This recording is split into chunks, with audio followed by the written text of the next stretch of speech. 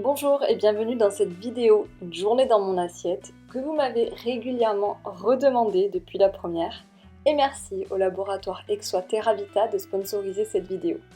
On commence avec mon petit déjeuner, une sorte de porridge que je prépare généralement la veille avec de l'avoine, des graines de chia, de la cannelle, une pointe de sirop d'érable et ma boisson végétale préférée au riz et à la noix de coco. Je verse d'abord l'avoine, environ 2 cuillères à soupe de graines de chia riches en oméga 3, de la cannelle en poudre et je mélange les ingrédients secs. J'ajoute ensuite mon lait végétal, j'en mets pas mal parce que j'aime bien que mon porridge soit humide, une pointe de sirop d'érable qui est optionnel et je mélange bien le tout et le laisse au frigo minimum 20 minutes avant consommation ou au mieux la nuit en le préparant la veille. J'ajoute ensuite des garnitures, et là je vous donne des exemples, mais c'est vraiment au choix. J'ai choisi un fruit de la passion, des fruits rouges, des baies de goji et de la noix de coco râpée. Une fois que les graines de chia de mon porridge ont assez trempé et ont une consistance gélatineuse, j'ajoute les garnitures. Vous pouvez ajouter toutes sortes de fruits coupés, de noix, de graines, au choix. Je n'oublie pas de prendre mes compléments. Ici, une gélule d'oméga 3 du laboratoire français Terravita, car on conseille souvent de prendre les compléments en oméga 3 avec le repas le plus riche en oméga 3. Quand j'ai un peu moins le temps, j'utilise le nouveau porridge pomme cannelle de Terravita.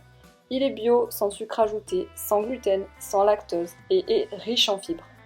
Pour le repas de midi, je fais tremper du riz dans de l'eau pendant minimum 15 minutes pour enlever les impuretés qui se sont déposées durant le processus de production, mais aussi pour éliminer une partie de l'amidon du riz, ce qui le rend plus digeste, et éviter également qu'il soit trop collant. Pour la cuisson du riz, j'ajoute une cuillère à café de bouillon de légumes et un peu de sel.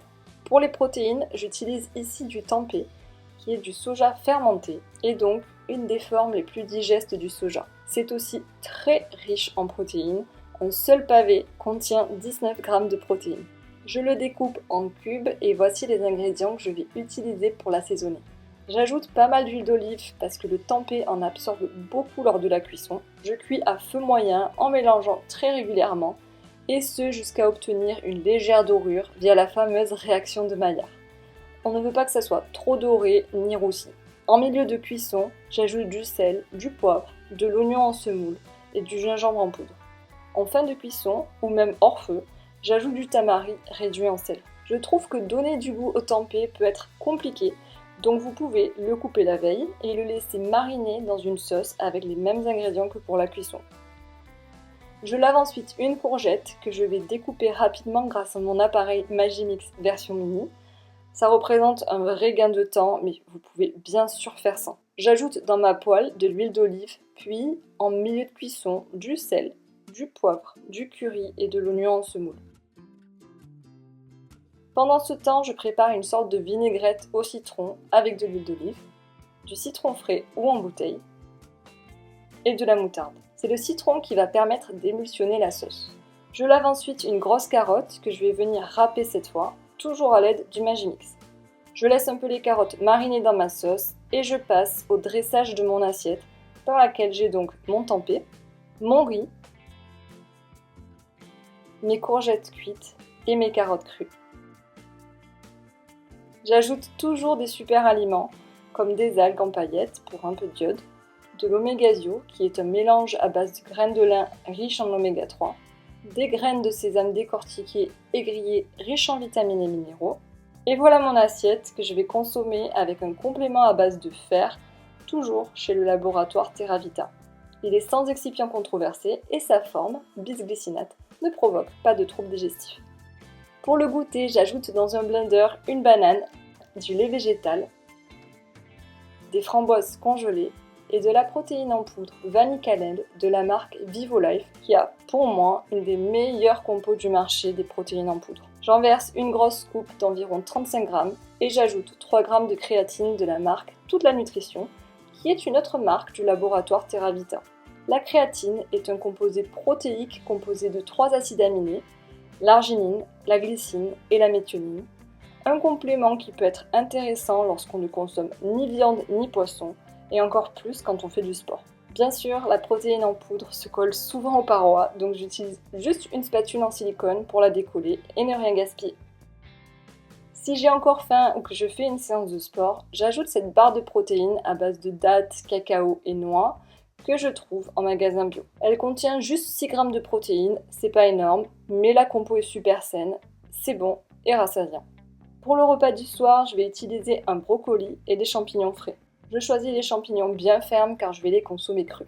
Comme pour le riz du midi, je laisse un peu tremper le quinoa dans l'eau pour le nettoyer des impuretés liées au processus de fabrication. Je le rince ensuite plusieurs fois, puis le mets à cuire. Pendant ce temps, je passe rapidement mes champignons sous l'eau et les éponge à l'aide d'un torchon propre pour éviter que l'eau ne les rende trop spongieux.